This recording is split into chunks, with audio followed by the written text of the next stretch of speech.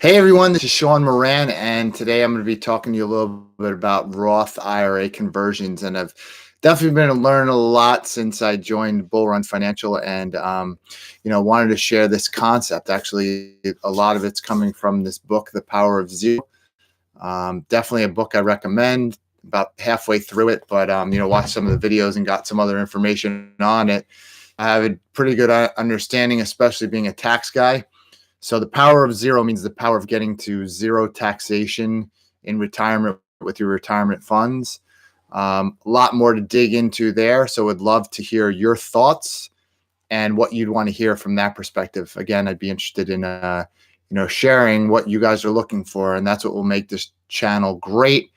Is your ideas and what you want to hear about in finances. And as I continue to learn and grow, I feel like I'm only going to be able to bring something better and better to each time. So let's talk about Roth IRA conversions. Something I'm contemplating myself right now.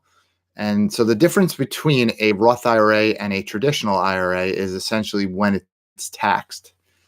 So a traditional IRA is taxed deferred, which means that you put in money now pre-tax, and then when you retire, that's when you'll actually pay the taxes. So to say that a different way, let's say you make $50,000 and just for round numbers, you put $10,000 into your 401k, you'd be taxed this year as though you made $40,000, not $50,000, because that $10,000 is not taxed currently. So what does that mean is that, basically it costs you less now to put that money away.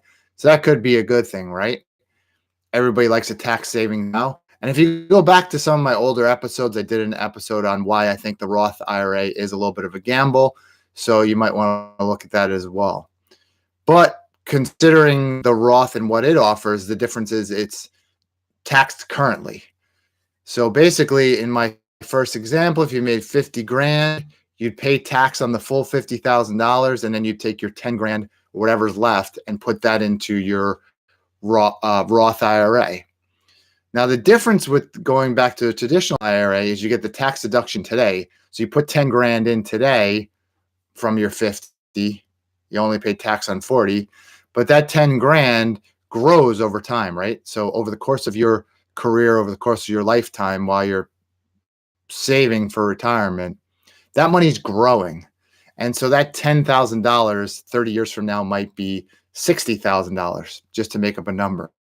And let's say that's the only year that you put in. And now that's very aggressive. So, let's just say your $10,000 doubles in 10 years. So that goes to 20, doubles in another 10 years. So that goes to 40. So let's say even $40,000 when you retire. At that time, you're going to take that $40,000 out, and whether it be all at once or in pieces, and that $40,000 coming out is going to be taxable then.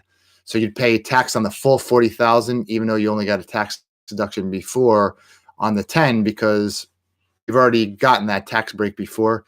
The gains have not been taxed, and the money that you put in has not been taxed as well. Contrast that with the Roth 401k or Roth IRA, where essentially you've already paid the tax up front in the year you made the contribution. The idea is that all that money can grow. So now, using the same example, $40,000 is what it's worth. Let's say if you had parallel accounts, the $40,000 is not taxable. So you don't pay tax on any of the gains. There's your benefit right there. Okay. So let's talk about converting. Let's say you have an IRA currently and you've already had the tax deduction.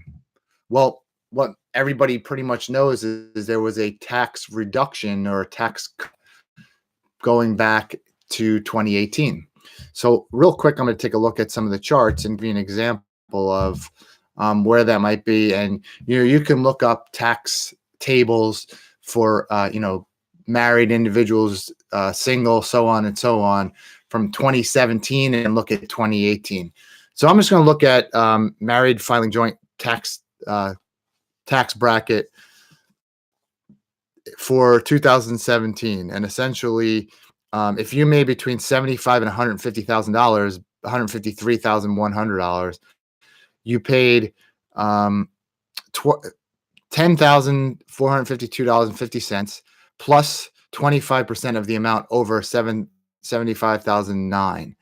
And so essentially you're paying a tiered bracket. So the smallest bracket being 10%, the next bracket being 15%, and then the third bracket between 75 and 153,000 is going to be 25%. Well, let's contrast that with where we are now after the tax break that we just had. Now you're at 22% up to $165,000. So whereas before at 100 up to 153, so over 75.9 and up to 153, before you were paying 25, you're in the 25% tax bracket. Now you're in 22%. So it's a 3% savings. All right. Well, where do we think tax rates are going to go in the future? If you think they're going up, now is the time to convert that money. Why? Because you can save 3%. You got a tax deduction before, you had a tax deferral. So let's say you put that money in 10 years ago, you're $10,000 in my early example. Let's say you put that $10,000 in 10 years ago. You've had a tax deferral for the last 10 years. Okay. So now if you convert, let's say what was put in at a 25% tax bracket, so your savings was 25%. Now you're converting that into a taxable situation at 22%. So you have a 3% savings right there. So I ran a quick example, and let's say you converted $20,000 of your IRA or 401k into a Roth. If you were in the 25% bracket, you would have before saved $1,000. I'm sorry, this is on $100,000. I correct myself again. If you had put $20,000 in, you would have saved $5,000. Okay, now if you take that $20,000 out, it'll only cost you $4,400. So it's a $600 savings by converting now and then turning that tax deferred into a tax already paid. And so that going forward, your Roth IRA, now that you've converted that money into a Roth, will no longer be subject to tax when you retire. So let's say rates even go up, in the future, you're locking in that tax savings now by paying forward that tax currently and converting that money. So similarly, if it was, make that number up to $100,000, you would have saved $25,000 on that $100,000 in the past, and now you're going to only pay $22,000. So as you can see there, you would have saved $3,000 in the conversion now, plus the time value, so the benefit that you had in the past. So taking a tax rate that was higher before, where you got the tax break at a higher tax bracket, now you're going to convert that into a tax payment at a lower tax rate. So now might be the time to do this. Thoughts are that even in the recent past, and that's something that I'll give credit again to the book right here, The Power of Zero by David McKnight. The thought is, with how much debt we have, at some point, tax rates should more likely will have to go up. Tax rates go up, and you're able to lock in your tax savings now at 22%, let's say, as for example, in that bracket that I discussed. You're actually able to lock yourself in a savings now and then grow your portfolio tax-free into retirement. Going up even higher, you talk about the highest tax bracket. Before it was 39.5% at $400,000. Now you're at 37% after 600. So if you're in the $400,000 range, now you're paying 35 where you paid 39.6 in the past. So you can see, looking at those tables, and I'll include the tables in the description below in the show notes so that you actually have that information. But by actually putting your money into a taxable, or sorry, not taxed state currently, you'll be essentially saving yourself money in the future. So we'd love to hear your questions. We'd love to hear your comments. What are your thoughts?